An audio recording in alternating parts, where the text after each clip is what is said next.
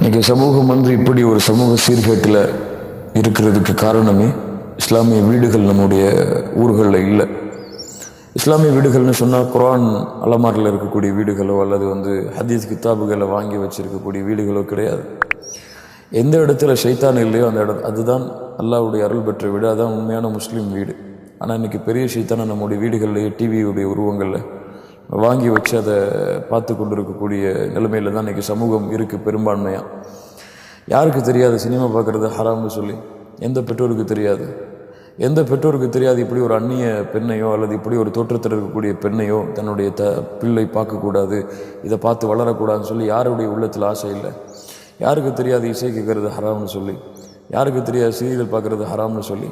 ஆனால் இன்றைக்கி எல்லாமே இன்றைக்கி முஸ்லீம் வீடுகளில் அப்துல்லா, அப்துல் ரஹ்மான், ஃபாத்திமா, ஹதீஜான்னு பேர் வச்சு கொண்டு இருக்கக்கூடிய முஸ்லீம்கள் சர்வசாதாரணமாக வீடுகளில் உட்காந்து சினிமா பார்க்குறது, நாடகங்கள் பார்க்குறது, அதுபோல் இன்னும் பல விஷயங்களை பார்க்குறது, குழந்தைகளை டிவி முன்னாடி உட்கார வச்சு கார்ட்டூன்களை பார்க்க வைக்கிறது.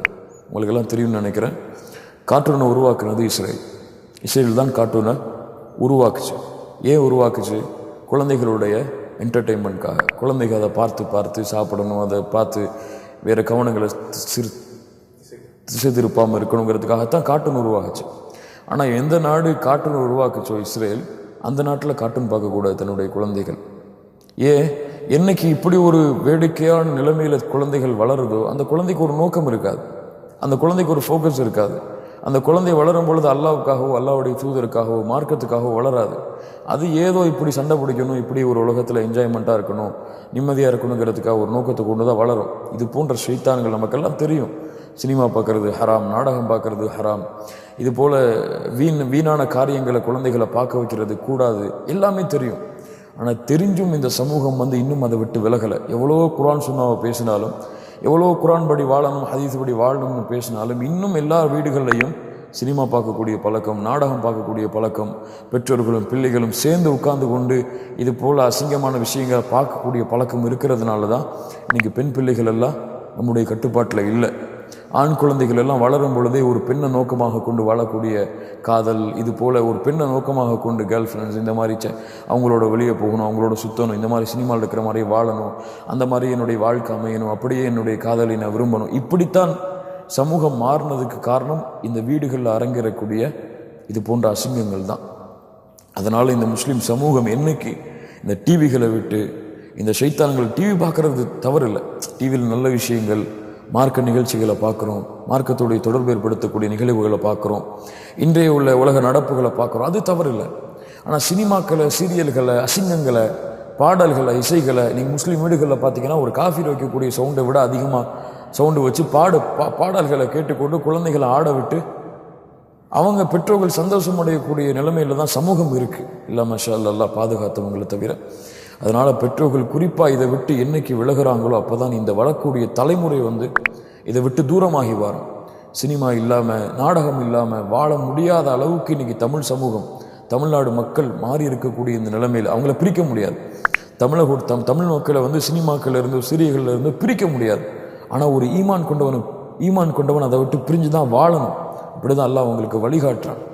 அப்போ வாழ்கிறதுக்கு தன்னுடைய குழந்தையை அந்த பெற்றோர்கள் தயார்படுத்தலை, அவங்களுக்கு அனுமதி அளிக்கலைன்னு சொன்னால் பின்னாடி அந்த குழந்தை வளர்ந்து வரும் பொழுது காதலிக்கிறான், அல்லது அந்த குழந்தை ஆண் குழந்தை, பெண் குழந்தை ஒரு காஃபிராட ஒரு மனிதனோட ஓடி போகிறாரு, அல்லது காதலிச்சு ஓடி போகிறான், பெற்றோர்களை தூக்கி போட்டு ஓடி போகிறான்னு சொல்லி குறை சொல்கிறதுக்கு அர்த்தமே இல்லை. ஏன்னா ஆரம்ப பள்ளிக்கூடமே அவங்க கொடுத்தது அந்த கல்வியை தான்.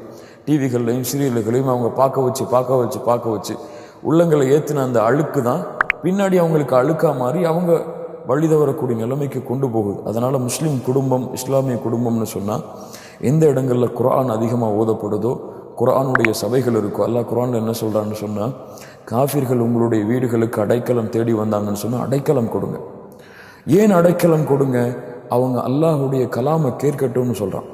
அல்லாஹுடைய வார்த்தைகளை அவங்க ஹத்தா இஸ்மா கலாம் அல்லாஹுடைய வார்த்தைகளை அவங்க கேட்கட்டும் உங்களுடைய வீடுகளில் அப்படின்னு அல்லாஹ் ரப்புல் ஆலமீன் சொல்கிறான். ஆனால் இன்றைக்கி எந்த வீட்டில் குர்ஆனுக்கு ஓதுறோம், எந்த வீட்டில் ஒரு காஃபிர் வந்தால் குர்ஆனை ஓதி காமிக்கிறோம் அவருக்கு, அல்லது குழந்தைகள் ஓதுறதை கேட்டு சந்தோஷம் அடைகிறோமா, அல்லது குழந்தைகள் பாடல்களை படிக்க வச்சு சினிமா நடிகை மாதிரி வேஷம் போடும் பொழுதும் அவனை மாதிரி ஆக்ஷன் காமிக்கும் பொழுதும் சந்தோஷம் அடைகிறோமா?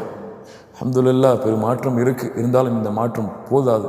இது போன்ற அழுக்குகளை நீக்கி உண்மையான முஸ்லீம் குடும்பமாக தொழுகையை கொண்டு, குர்ஆனை கொண்டு, அல்லாஹ்வுடைய திக்ரை கொண்டு, அல்லாஹ்வுடைய நினைவூட்டலை கொண்டு, மறுமையுடைய ஞாபகத்தை கொண்டு,